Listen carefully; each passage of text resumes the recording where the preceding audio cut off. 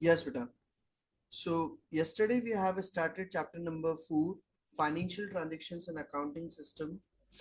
और इस चैप्टर के अंदर मैंने कल वाले लेक्चर के अंदर फर्स्ट ऑफ ऑल मैंने फर्स्ट टॉपिक डिस्कस किया था टाइप्स ऑफ बिजनेस डॉक्यूमेंटेशन, कि जब हमें बिजनेस ट्रांजेक्शन्स हम अगर करते हैं तो हमें कौन कौन से डॉक्यूमेंटेशंस वगैरह यूज करने होते हैं, जिसके अंदर मैंने अलग अलग तरह के डॉक्यूमेंटेशंस रीड आउट कराए थे। Quotation, purchase order, sales order, goods receiving note, goods dispatch note, invoice, credit note, debit note, remittance advice और रिसीट।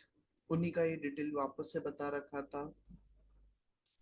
तो फर्स्ट ऑफ ऑल मुझे बताइए, इस वाले टॉपिक में किसी भी तरह का कोई डाउट है डॉक्यूमेंट्स वाले टॉपिक में? Any doubt in this topic document से रिलेटेड? ये जो हमने पढ़ा था टाइप्स ऑफ बिजनेस डॉक्यूमेंटेशन, इसमें किसी भी तरह का कोई डाउट है बेटा? No sir. नहीं है। उसके बाद में वही वापस से फिर बता दिया था, sales invoice, credit note, purchase invoice वगैरह और वो चीज। फिर उसके बाद में मैंने नेक्स्ट टॉपिक डिस्कस किया था पेटी कैश, जिसका मीनिंग मैंने बताया था भाई बिजनेस के अंदर क्या होता है बेटा। जो मेन कैशियर होता है या ऑनर होता है वो बहुत सारा छोटे छोटे खर्चे होते हैं, स्मॉल एक्सपेंसेस होते हैं, उनको वो मेन कैश बुक के अंदर रिकॉर्ड नहीं कर सकते। क्योंकि अगर वो मेन कैश बुक के अंदर रिकॉर्ड करेंगे तो वो कैश बुक बहुत ज्यादा बल्की हो जाएगी, उसके अंदर फालतू की चीजें बहुत ज्यादा आ जाएगी। तो उस पर्पस के लिए ऑर्गेनाइजेशन क्या करती है, एक पर्सन को अपॉइंट कर देती है जो क्या करता है, और उसको एक बुक दे दी जाती है तो कि भैया तुम्हें जो जो खर्चे होते जाए उसके अंदर रिकॉर्ड करते जाइए। तो उस पर्सन को हम कहते हैं पेटी कैशियर, और वो जिस बुक के अंदर रिकॉर्ड करता है उस बुक को हम कहते हैं पेटी कैश बुक। इसका कोई फिक्स फॉर्मेट होता नहीं है, बस आपको एक तरफ इनकम लिखनी है और एक तरफ जो जो भी एक्सपेंसेस होते जा रहे हैं वो एक्सपेंसेस आप मेंशन करते जाइए। और जो पेटी कैश बुक बनाई जाती है वो किस बेसिस पे बनाई जाती है? Impress system. भाई वो खुद एक जॉब करता है तो ऑब्वियसली उसके पास इतना पैसा तो रहेगा नहीं। तो वो मंथ के स्टार्टिंग में क्या करता है, अपने ऑनर या हेड केशियर से एक अमाउंट ले लेता है और उसमें से वो खर्चा करता रहता है, और फिर मंथ के लास्ट में उसको बता देता है ऑनर को कि मेरा सर इस महीने में इतना खर्चा हो चुका है। ऑनर जितना खर्चा हुआ उतना अमाउंट वापस से रिम्बर्स कर देता है। तो वो चीज मैंने पढ़ा दिया था, पेटी कैश का मतलब पूरा। और फिर इसी के अंदर हमने पढ़ा था इंटरेस्ट अमाउंट अगर मुझे निकालना है तो इंटरेस्ट अमाउंट निकालने का मतलब होता है cash still held in the पेटी कैश इन, भाई आपके पास अभी कितना कैश रखा हुआ है, प्लस वाउचर फॉर पेमेंट्स, आपके अभी तक कितना ऑलरेडी खर्चा हो चुका है, उन दोनों का ऐड कर देंगे तो वो अमाउंट हमारा कहलाता है इंटरेस्ट अमाउंट। जैसे यहाँ पर हमारा हुआ था $191 का मेरे पास क्लोजिंग बैलेंस रखा हुआ था, $59 का मेरा एक्सपेंसेस हो गया, तो इंटरेस्ट अमाउंट कितना दिया था आपने? $250। तो ये मेरा सेकंड टॉपिक मैंने बताया था। इस टॉपिक में कोई डाउट है बेटा? Any doubt in this topic? No sir. नहीं है। चलिए तो फिर हम इसी के बाद में आगे चलते हैं। अब एक लास्ट टॉपिक है इस चैप्टर के अंदर का, स्टार्टिंग का हमारा टॉपिक दे रखा है from business transaction to financial statements. क्या दिया है इसको अब हम एक बार रीड आउट करते हैं। भाई सिंपल सी बात है, हमारी अकाउंटिंग जो होती है बेटा, दो तरह की अकाउंटिंग चलती हैं। एक तो होती है मैनुअल अकाउंटिंग।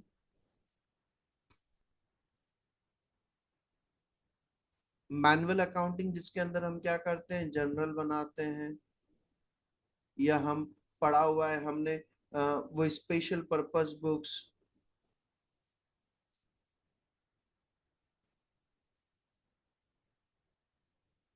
फिर आप लेजर बनाते हैं, फिर ट्रायल बैलेंस बनाते हैं, फिर फाइनेंशियल स्टेटमेंट्स बनाए जाते हैं, फाइनेंशियल स्टेटमेंट्स।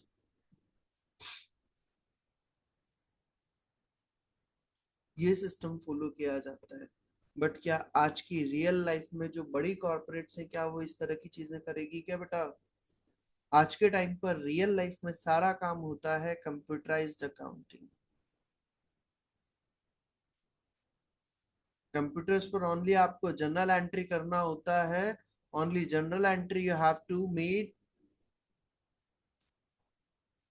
ओनली, और उसके बाद में आगे का सब चीजें ऑटोमेटिकली प्रिपेयर हो जाती है। मार्केट में रेडीमेड सॉफ्टवेयर भी मिलते हैं, लाइक हम बात करें टैली, मार्क, इस तरह से अलग अलग तरह के सॉफ्टवेयर्स भी आते हैं जो आप रेडीमेड भी परचेज कर सकते हैं। और अगर आपकी कोई स्पेशल ट्रांजेक्शन अगर होती है, कुछ अलग नेचर की ट्रांजेक्शन है, तो आप अपने बिजनेस के अकॉर्डिंगली सॉफ्टवेयर को क्या करवा सकते हैं, कस्टमाइज भी करवा सकते हैं। आपको अगर कोई स्पेशल ट्रांजेक्शन होती है, आपका बिजनेस जो है वो अलग नेचर का है, तो इन यू कैन कस्टमाइज ऑल्सो। आप अपनी पसंद का जैसे आप फीचर्स चाहते हैं उस अकॉर्डिंगली आपका सॉफ्टवेयर बना करके दे दिया जाता है। मार्केट में बहुत सारी सॉफ्टवेयर इंडस्ट्रीज है।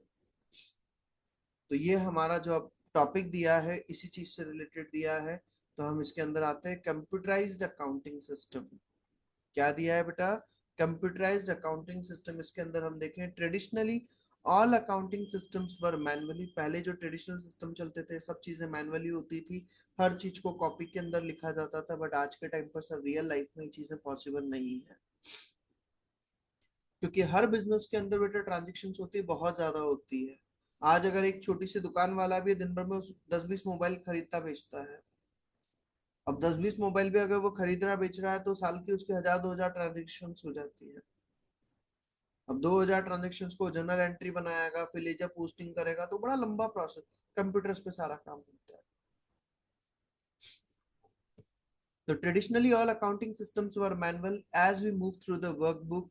लेकिन अब हम इस वर्कबुक के अंदर you will see that some of the terminology we use today is derived from a time when all transactions were recorded in physical books। हमने कई सारी ट्रांजेक्शन ऐसी लिए जो हम फिजिकल बुक्स में यूज करते थे। Nowadays most organizations use computerized accounting system।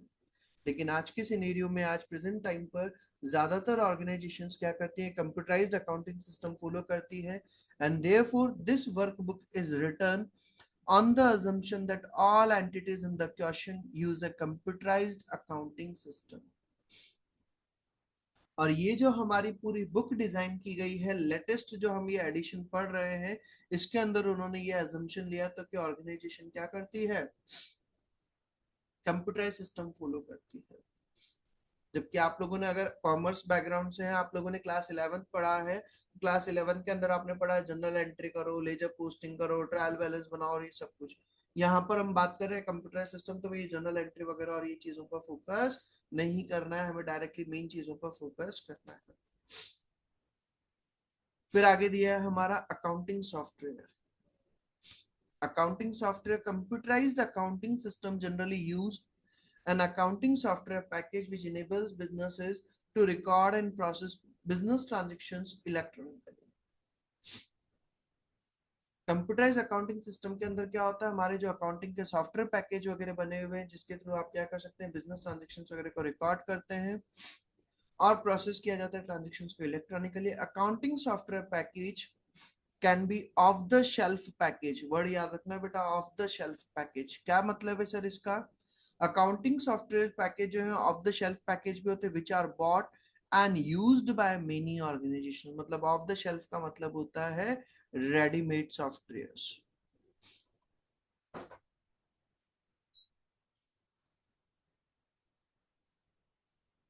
जो आपके रेडीमेड सॉफ्टवेयर्स आते हैं बाजार में, आप सीधा परचेज करिए और आप उन सॉफ्टवेयर्स को यूज कर सकते हैं। Alternatively business with unique transactions. लेकिन अगर आपका बिजनेस ऐसा है जिसमें बहुत अलग तरह की ट्रांजेक्शन्स होती हैं और अदर कॉम्प्लेक्सिटीज, या फिर अगर कोई कॉम्प्लेक्सिटीज वगैरह है आपके बिजनेस में, कुछ अलग स्पेशल ट्रांजेक्शन्स अगर होती है, may prefer to use an accounting system which is designed and tailored for their specific needs। जो उनकी रिक्वायरमेंट्स के अकॉर्डिंगली डिजाइन किया जाता है, टेलर किया जाता है। And this is referred to as bespoke accounting package. और उसको हम क्या बोलते हैं, बी स्पॉक अकाउंटिंग पैकेज। मतलब जो रेडीमेड होता है तो उसको तो हम बोलते हैं ऑफ द शेल्फ पैकेज, और जब आप कस्टमाइज करवाते हैं, कस्टमाइज्ड पैकेज,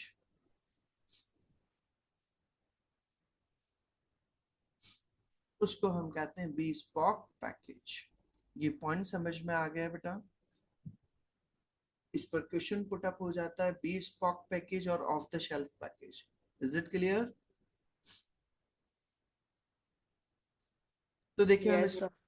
तो क्या लिखा है, whether the accounting software package is bespoke or off the shelf, the accounting system will enable the business to record transactions and then create meaningful reports from the data। और फिर उस basis पर आप meaningful reports वगैरह भी निकाल सकते हैं। अकाउंटिंग सिस्टम के अंदर हमारा क्या क्या आता है? Most accounting system consist of several modules. जो भी अकाउंटिंग सिस्टम है उसके अंदर हम अलग अलग तरह के मॉड्यूल्स बनाते हैं। ये चीज मैं पहले ही बता रहा हूँ आपको। यहाँ पर हम एफए जो पढ़ रहे हैं बेटा, जो आप लोगों ने 11th 12th के अंदर अकाउंट्स पढ़ी है, उन चीजों को यहाँ पर अप्लाई मत करिएगा। 11th 12th में जो आपको अकाउंट सिखाई जाती है वो अकाउंटिंग सिखाई जाती है मैनुअल अकाउंटिंग, इंडियन अकाउंटिंग सिखाई जाती है। यहाँ पर हम सारी बात कर रहे हैं इंटरनेशनल करिकुलम को फॉलो करते हुए। तो यहाँ की अकाउंटिंग हम सीखते हैं थोड़ी सी मॉडर्न वे की अकाउंटिंग, क्योंकि ऑब्वियसली आप ईसीसीए कंप्लीट करके अगर अकाउंटिंग करने बैठते हैं कहीं पे, तो ऑब्वियसली एक दुकान वाले की तो करेंगे नहीं आप अकाउंटिंग। एक कॉर्पोरेट लेवल के करेंगे तो कॉर्पोरेट लेवल पे वहां पर अकाउंटिंग्स वगैरह करने के थोड़े से पैटर्न डिफर हो जाते हैं। तो क्या लिखा हुआ, the main accounting module is known as the general ledger. और जो मेन अकाउंटिंग मॉड्यूल है उनको हम जनरल लीजर कहते हैं। This will be studied in the detail later in this workbook, और आगे हम उसको पढ़ेंगे। Then there will be other modules that interact with the general ledger. और कुछ होते हैं जो जनरल लीजर के अलावा भी होते हैं। Receivable ledger, payable ledger, non current assets ledger. Receivable ledger मतलब जिसके अंदर डेटर्स से रिलेटेड इंफॉर्मेशन आती है, debtors related.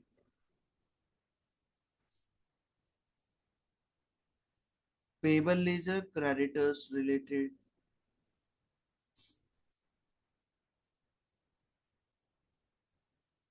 Non current assets register, जो असेट्स वगैरह के बारे में इंफॉर्मेशन वगैरह प्रोवाइड करना है। इन्वेंट्री से रिलेटेड इन्वेंट्री सिस्टम, ये नॉन करंट असेट से रिलेटेड। इस तरह के अलग अलग रजिस्टर्स हमारे बनाए जाते हैं ऑर्गेनाइजेशंस के अंदर, जो उनकी इंफॉर्मेशन रखते हैं। रिसीवेबल लेजर के अंदर भी किन किन से कितना कितना पैसा लेना है। पेबल लेजर किन किन को कितना कितना अमाउंट पे करना है। नॉन करंट असेट्स रजिस्टर, भाई कोई कंपनी जिसकी बहुत सारी जगह पर ऑफिसेज वगैरह बने हुए हैं, तो हमारे पास क्या क्या नॉन करंट असेट्स है। भाई एसी कितने रखे हुए हैं हमारे अलग अलग जगह पर, कौन कौन सी जगह पर कितने एसी लगे हुए हैं, कितने टीवी लगे हुए हैं, कितने कंप्यूटर्स लगे हुए हैं, उसका सबका रिकॉर्ड रखा जाता है। तो उसको हम कहते हैं non current asset register. Inventory system, कितना स्टॉक मेरे पास रखा हुआ है, तो वो सब चीजें। An advantage of computerized accounting system over a manual accounting system is that when one module is updated, the other related modules are automatically updated too। जब आप अगर एक चीज को अपडेट करते हैं तो बाकी सब चीजें भी ऑटोमेटिकली अपडेट हो जाती है। For example, if a sales invoice is created in the receivable ledger, अगर आपने किसी को गुड सेल करा और उसका सेल्स इनवॉइस वगैरह का अगर आपने उसका रिकॉर्ड किया, then relevant details of the invoice और are simultaneously recorded in the accounting module that is general ledger. मतलब और जहां जहां पर भी उसका रिकॉर्ड होना है, डेटर्स बढ़ाने हैं, और जहां जहां पर भी जिस पर्सन का नाम बढ़ाना है, जिस पर्सन का अमाउंट बढ़ाना है, वो सब कुछ ऑटोमेटिकली रिकॉर्ड हो जाता है। फिर उसी के अंदर दिया है की features of computerised accounting system. Account computerised अगर अकाउंटिंग सिस्टम आप फॉलो करते हैं तो उससे होता क्या है, ये सिर्फ बेसिक नॉलेज दिया है हमारा। भाई जो चीजें हमें पता है, भाई कंप्यूटर से हम काम करते हैं तो क्या होता है, control. Accounting systems have control in place to ensure that data is recorded and processed as expected। In this workbook, it is assumed that the controls are sufficient and the system is working adequately। भाई सीधी सी बात है, आप अगर computerised accounting system follow करते हैं तो आपके पास control वगैरह रहता है। आप कहीं से भी डाटा को एक्सेस वगैरह कर सकते हैं, कहीं से भी इंफॉर्मेशन को चेक कर सकते हैं। And data is recorded and processed as expected, जैसा आप एक्सपेक्ट करते हैं उस अकॉर्डिंगली उसको रिकॉर्ड और प्रोसेस वगैरह कर दिया जाता है। फिर स्टैंडिंग डाटा। स्टैंडिंग डाटा का मतलब क्या लिखा हुआ है, there is certain information that will be input in the computerized accounting system that will not change frequently। भाई कुछ इंफॉर्मेशन होती है उनको एक बार फीड कर दिया गया, बार बार उनको चेंज नहीं होती है, तो वो ऑटोमेटिकली क्या होती जाती है, चलती जाती है। जैसे आपने अगर मान लो वहां पर अकाउंट बनाया और अकाउंट के अंदर संजय जैन, अब संजय जैन दो है, अब आपने Sanjay Jain son of Mahavir Jain Kota identify करने के लिए आपने लिख दिया था। आप जैसे ही संजय लिखेंगे तो वहां पर वो दो नाम आ जाएंगे, क्या, संजय जैन और संजय अग्रवाल। तो आप संजय जैन को सेलेक्ट करके ऑटोमेटिकली आगे की इंफॉर्मेशन ऑटोमेटिकली लिखाई में आ जाएगी, क्या बेटा, सन ऑफ महावीर जैन, ताकि वो आइडेंटिफाई हो सके। Yes sir. तो वो चीज हमारा बोल रहा है स्टैंडिंग डाटा। भाई एक बार आप इंफॉर्मेशन को फीड कर दो, बार बार में नहीं लिखना पड़ता। आज आप अगर मैनुअल अकाउंटिंग करोगे तो उसमें बार बार लिखना पड़ेगा, वहां पर वो चीजें बार बार नहीं मेंशन करनी पड़ती। जीएसटी मान लो आपका लगता है 10%, तो आपने अगर एक बार जीएसटी का रेट अगर उसमें फिक्स कर दिया, ऑटोमेटिकली वो जीएसटी लगाना चालू कर देगा। क्या बार बार आपको जीएसटी की रेट कैलकुलेट करनी पड़ेगी क्या बेटा? No sir. तो वो चीज हमारा बोल रहा है स्टैंडिंग डाटा। तो यहाँ पर क्या बोला, for example in respect of the customers, the name and address of the customers, the sales tax detail, credit limit and any specific arrangement that have been agreed with the particular customers. अगर आपने किसी भी कोई customer के साथ में किसी भी तरह की कोई कंडीशंस वगैरह या कुछ भी अगर लिखा हुआ है, आज जैसे कई बिलों पर ऑटोमेटिकली नीचे लिखा हो जाता है, goods one sold will not be return back. एक बार गुड सेल हो गया तो रिटर्न, तो वो ऑटोमेटिकली हर बिल पर ही प्रिंट हो जाएगा, नहीं हो जाएगा? तो वो standing data. Likewise, in respect of supplier, similar details will be input in the computerized accounting system and only amended when the supplier advise the business.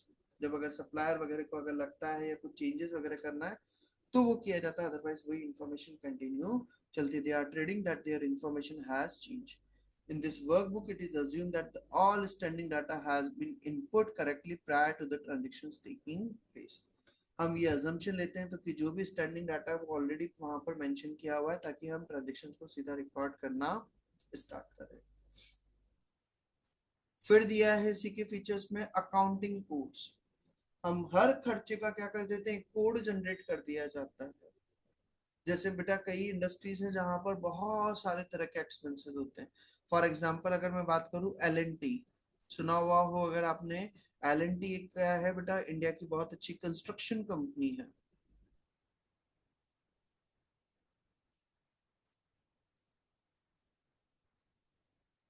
जो क्या करती हैं बेसिकली बड़े बड़े कॉन्ट्रैक्ट्स लेती हैं। लाइक आपको ब्रिज बनाना है,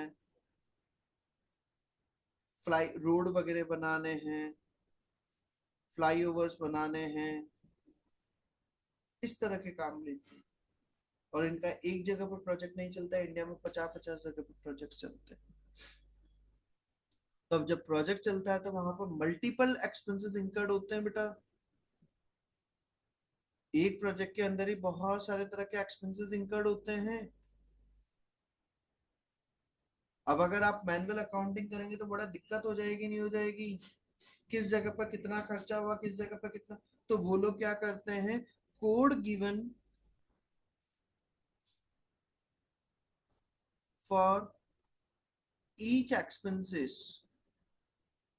हर एक्सपेंसेस को वो क्या कर देते हैं, कोड दे दिया जाता है, ताकि उससे इजीली उसको आइडेंटिफाई किया जा सके भाई, तो कि इस वाले प्रोडक्ट को बनाने में, इस प्रोजेक्ट को बनाने में हमारा कौन कौन सा खर्चा हुआ है।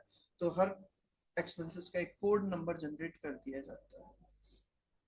Within the computerized accounting system, all customers and suppliers will be allocated an account code. Her customer को, हर सप्लायर को एक अकाउंट कोड जनरेट कर दिया जाता है। Similarly all transactions will be given a code relating to the nature of transaction so that they can be posted to the general ledger. For example, the rent expenses account will have an account code. Rent expenses है भाई, तो कि उसका account code number कौन सा है भाई, तो कि कौन से अकाउंट में लिखा है, अकाउंट नंबर 7 में, अकाउंट नंबर 10 में, अकाउंट नंबर 15 में।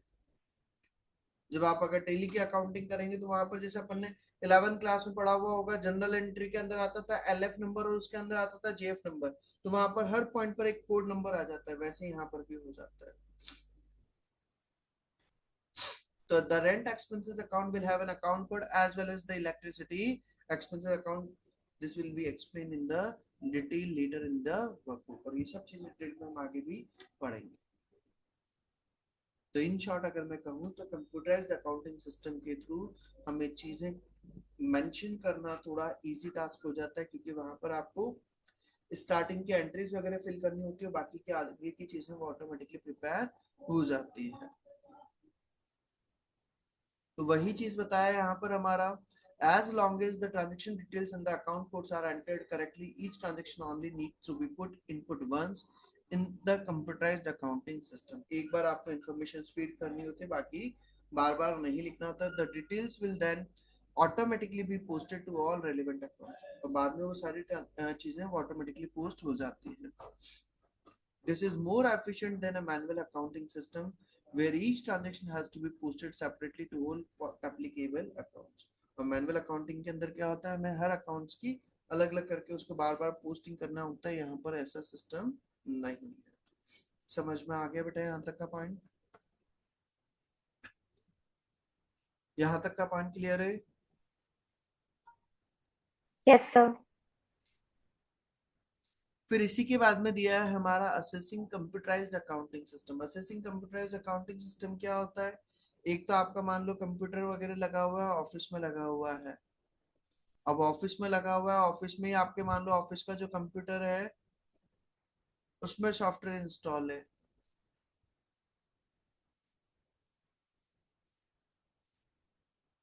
तो उसको आप एक्सेस भी कहाँ से कर सकते हो, वहीं से कर पाओगे।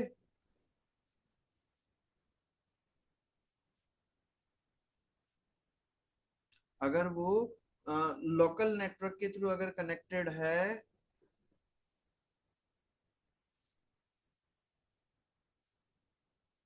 Through local network, then access from that location only। तो फिर हम उसको असेस कर सकते हैं ओनली सिर्फ उसी लोकेशन से। बट अगर वो if data saved on cloud server, जैसे आप लोगों के मोबाइल फोन्स में होता है, मोबाइल फोन में आप लोग फोटोज वगैरह, एक तो आप अगर मोबाइल फोन में गैलरी है और उसके अंदर अगर आप फोटो सेव करते हो और अगर आपका मोबाइल फोन अगर कहीं पर गुम जाता है, कहीं अगर इधर उधर रह जाता है, तो आप उन फोटोज को असेस नहीं कर सकते। एक अगर आपने वो फोटोज वगैरह सारे अगर अपने गूगल फोटोज पर अगर उस पर अगर आपने सेव कर रखे हैं, तो आप कहीं पर भी किसी भी कंप्यूटर पे वो आप अपने गूगल फोटो का, आपने अपनी गूगल आईडी डाला, ईमेल आईडी डालते ही वो आपका गूगल फोटोज का एक्सेस मिल जाता है क्या?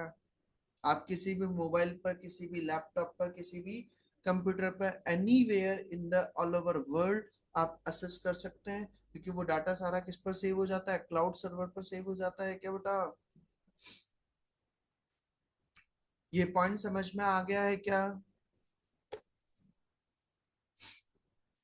तो वो चीज हमारा क्या दिया, असेसिंग कंप्यूटराइज्ड अकाउंटिंग सिस्टम। तो देखिए हम इसके अंदर क्या लिखा हुआ है, an organization may have the computerized accounting software installed locally on the computers of its accounting staff।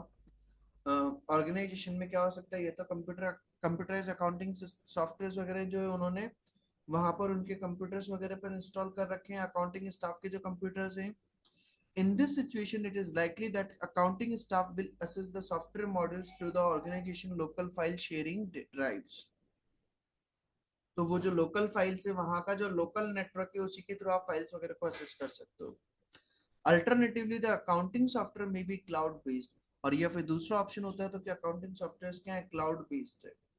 अगर क्लाउड बेस्ड है, this means that the data and the software is held remotely on the computer servers of the service provider. तो कि जो service provider है उनका जो data होता है, उनका जो कंप्यूटर सर्वर है, वहां पर वो सारा डाटा ऑटोमेटिकली सेव होता जाता है। लाइक आज आपका फेसबुक का अकाउंट है, आप फेसबुक का अकाउंट है तो वो किसी भी मोबाइल से आप अपने फेसबुक अकाउंट को ओपन कर सकते हैं। इंस्टाग्राम का अकाउंट है तो आप कहीं से भी उसको ओपन कर सकते हैं। This is known as cloud accounting, और इसको हम क्या बोलते हैं, क्लाउड अकाउंटिंग भी बोलते हैं। जब अगर आपका क्या होता है, अगर आपका सारा डाटा अगर क्लाउड पर सेव होता है तो उसको हम कहते हैं cloud accounting. The software work in exactly the same way as if it were operating on a local computer. और जो आपका लोकल कंप्यूटर्स पर जैसे काम होता है वैसे के वैसे क्लाउड अकाउंटिंग के अंदर भी काम होता है। However, the input, processing and output of transactions and reports occur in the cloud। बस क्लाउड अकाउंटिंग के अंदर सारे ट्रांजेक्शन्स का इनपुट प्रोसेस वगैरह वो सब कुछ कहाँ पर होता है, क्लाउड पर होता है। ये टॉपिक समझ में आ गया है क्या बेटा, कंप्यूटराइज्ड अकाउंटिंग सिस्टम पूरा? Yes, sir. Yes, sir. चलिए तो इसी का हम एक्टिविटी देखते हैं। इसकी एक्टिविटी नंबर 1 दे रखी है। इसके अंदर देखें हमें क्या बोला है। Activity number 1, what term is often used to describe a computerized accounting package which is designed to meet the requirements of a specific client। जब आप किसी पर्टिकुलर क्लाइंट की रिक्वायरमेंट्स को देखते हुए अगर कंप्यूटराइज्ड अकाउंटिंग पैकेज अगर बनाया जाता है तो उसके लिए हम क्या टर्म यूज करते हैं। तो पढ़ा था अभी अपन ने बेटा word Sir, bespoke accounting package. bespoke accounting package, very good, bespoke accounting package, यही पढ़ा था क्या बेटा? ये रहा हमारा। यहाँ पर मैंने बताया था जब अगर हम ये रहा, जब आप अगर कस्टमाइज करवाते हैं कस्टमर्स की डिमांड के अकॉर्डिंगली अगर आप चेंज करवाते हैं तो उसको हम कहते हैं bespoke अकाउंटिंग पैकेज। और फिर हमने पढ़ा था ऑफ द शेल्फ जो रेडीमेड हमारे होते हैं। फिर आगे देखिए हम सेकंड पॉइंट दिया, explain what is mean by standing data. Standing data का मतलब क्या होता है? तो स्टैंडिंग डाटा का भी अपन ने ऊपर पढ़ा था क्या, जो ऑलरेडी चीजें पहले से सेव हो जाती है उनको बार बार रिकॉर्ड करने की जरूरत नहीं होती है। And provide examples of the type of standing data that may be input in an accounting system in relation to the suppliers. तो स्टैंडिंग डाटा का मतलब तो क्या होगा, which is not required to B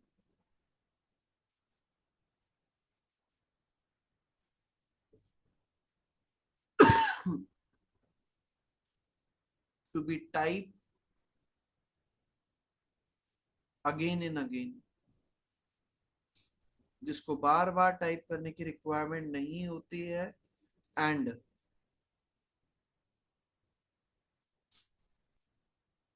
इसका एग्जाम्पल क्या होगा बेटा, name and address of supplier. एक बार अगर आपने सेव कर दिया तो बार बार आपको चेंज करना पड़ेगा क्या बेटा?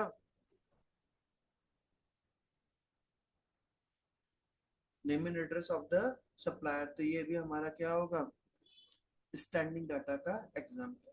और मीनिंग बता दिया मैंने, अभी ऊपर भी पढ़ा हुआ अपन ने स्टैंडिंग डाटा का। ये पूरा जो एक ही चीज को अगर हमें सेव कर दिया उसको वहां पे लिख दिया तो ताकि बार बार उसको नहीं करना पड़े जब तक आपको चेंजेस नहीं करना है। फिर दिया क्वेश्चन नंबर 3, फर्स्ट हो गया, सेकंड हो गया, question number 3, what are the main ways of assessing computerized accounting software and the associated data।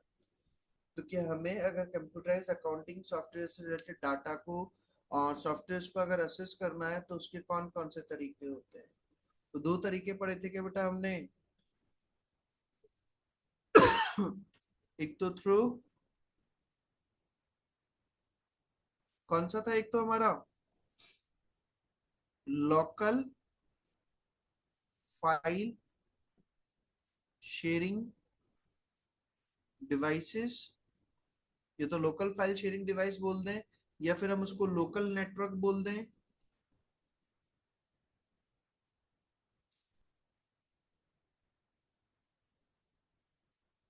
और या फिर क्लाउड बेस्ड।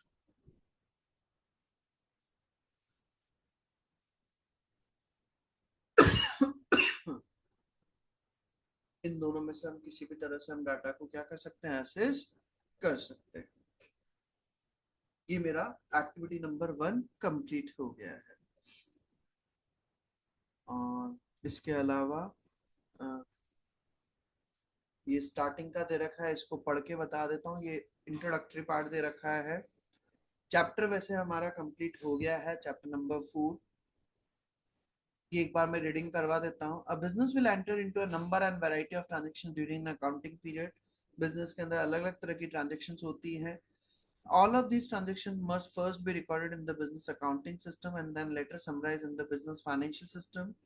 भाई आप क्या करते हैं, सबसे पहले ट्रांजेक्शन्स को रिकॉर्ड करते हैं और फिर उसके बाद में समराइज वगैरह किया जाता है। An accounting system is a set of accounting process which enables the business to record their financial transactions and then process the transactions in a meaningful way, such as to produce the year-end financial statements or other reports which are useful to the users of data. भैया accounting system क्या है? एक process है जिसके through हम financial information वगैरह को, transactions को रिकॉर्ड करते हैं और उसके बेसिस पर फिर हम क्या करते हैं, लास्ट का डाटा प्रेजेंट करते हैं, फाइनेंशियल स्टेटमेंट्स वगैरह बनाए जाते हैं. As well as producing financial statements, business may have to submit tax returns to the relevant authority by specific dates. भाई आपको अपने फाइनेंशियल स्टेटमेंट्स तो बनाने ही होते हैं और साथ के साथ में आपको इनकम टैक्स वगैरह का, जीएसटी वगैरह का, उनका रिटर्न्स वगैरह भी फाइल करने होते हैं जो भी उनकी डेट होती है. They may also choose to produce budgets so that they can monitor performance over time. उनको बजट्स वगैरह बनाने होते हैं ताकि अपनी परफॉर्मेंस वगैरह को वो चेक कर सके, मॉनिटर कर सके. Therefore, it is important for them to have an accounting system.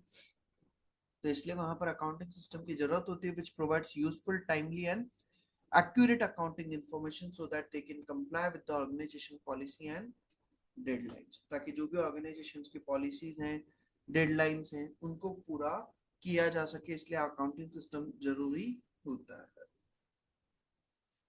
समझ में आ गया बेटा यहाँ तक का पॉइंट?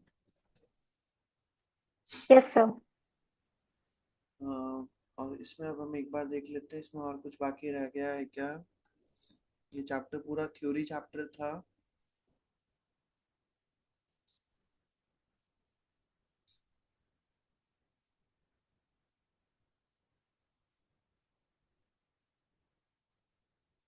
एक्टिविटी नंबर 3 तो मैं ऑलरेडी कल करवा चुका था, ये इंटरेस्ट अमाउंट वाली. Yes, sir. और ये आपका चैप्टर नंबर 4 कंप्लीट हो गया है. चैप्टर नंबर 4 मेरा कंप्लीट हो गया है. कल हम इसमें नया चैप्टर स्टार्ट करेंगे. आज नहीं करूंगा नया चैप्टर स्टार्ट. न्यू चैप्टर हम कल से स्टार्ट करते हैं. इसमें चैप्टर नंबर 5 कल स्टार्ट करेंगे. यस हर्षप्रीत बोलिए. So actually in third chapter ना one topic was their substance over form. So वो थोड़ा इतना मतलब दिमाग में बैठ नहीं पा रहा है. I've tried studying it but clearly मतलब माइंड में बैठ नहीं रहा. का मतलब सिंपल सा ये होता है, एक वर्ड आया है कंसोलिडेशन, ये उसके लिए बनाया गया है सब्सटेंस ओवर फ्रॉम. कंसोलिडेशन का मतलब क्या होता है, जैसे एक टाटा ग्रुप है बेटा. अब टाटा ग्रुप के अंडर में बहुत सारी सब्सिडियरीज आती हैं. ये तो क्या हो गया, उसका पेरेंट कंपनी. अब टाटा ग्रुप के अंडर में आप अगर बात करें तो टाटा के क्रोमा स्टोर्स भी चलते हैं, टाइटन भी आता है इसी का, टाटा टी भी आती है, पल्सेस भी आते हैं इसके, टाटा का सॉल्ट भी आता है, ताज होटल्स भी आते हैं इसके, ऑटोमोबाइल सेक्टर में भी है. Getting my point? अब ये जो कंपनीज हैं, इन कंपनीज का जब ईयर एंड होता है तो इनको अपना कंसोलिडेटेड फाइनेंशियल स्टेटमेंट्स बनाना होता है. At year end they have to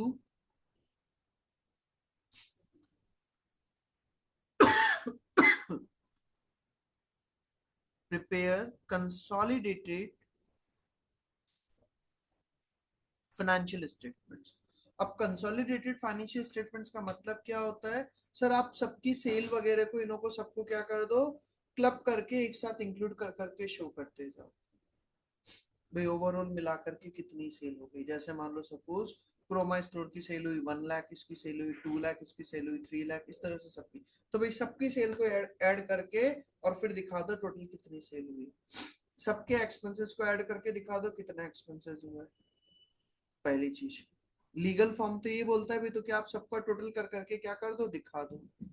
अब बेटा अगर मान लो टाटा ग्रुप है और इन्होंने क्या करा था, यहाँ पर क्रोमा स्टोर पर मान लो इनको क्रोमा स्टोर वालों के थ्रू इन्होंने क्या करा, एक कंपनी ने दूसरी कंपनी के थ्रू अगर कोई ट्रांजेक्शन अगर करी है, ताज होटल्स ने मान लो अगर कोई प्रोडक्ट सेल करा था किसको, क्रोमा स्टोर को, और उसका पैसा इनको लेना देना है, एक कंपनी ने दूसरी कंपनी को अंदर का अंदर ही इंटर कंपनी होल्डिंग्स जो थी उनको भी उन्होंने क्या कर दिया, बुक्स के अंदर कंसिडर कर लिया। इंटर कंपनी होल्डिंग्स मतलब कि एक कंपनी ने दूसरी कंपनी को ट्रांजेक्शन किया और उनको भी उन्होंने बुक्स में शो कर दिया। तो बेसिकली क्या होता है, एक्चुअल जब हमें पोजीशन दिखानी होती है तो आपके अंदर की जो ट्रांजेक्शन्स हैं, आज अगर मान लो मेरे अगर घर में मेरे फादर के साथ में अगर कोई ट्रांजेक्शन होनी है तो सर आप उसको मत दिखाओ, बाहर के लोगों की ट्रांजेक्शन्स दिखाओ, ताकि एक्चुअल पोजीशंस आपकी उनसे पता चलती है। आपको घर में क्या लेना देना है वो चीजें साइड में रख दो। तो उसके लिए वहां पर बोला गया सब्सटेंस ओवर फॉर्म, तो क्या आप सिर्फ लीगल फॉर्म को ना कंसिडर करते हुए बिजनेस की एक्चुअल कॉर्पोरेट रियलिटी को शो करिए। Is it clear? Yes, sir. ये चीज हमारा बोलता है बेटा सब्सटेंस ओवर फ्रॉम। और कोई डाउट? No, sir. तो ये आपका बेसिकली चैप्टर नंबर 4 कंप्लीट हो गया है। Tomorrow we will start chapter number 5, so complete this chapter. ठीक है बेटा, बाकी का हम कल करते हैं सेम टाइम पर। ओके बेटा, thank you. Thank you, sir. Welcome बेटा।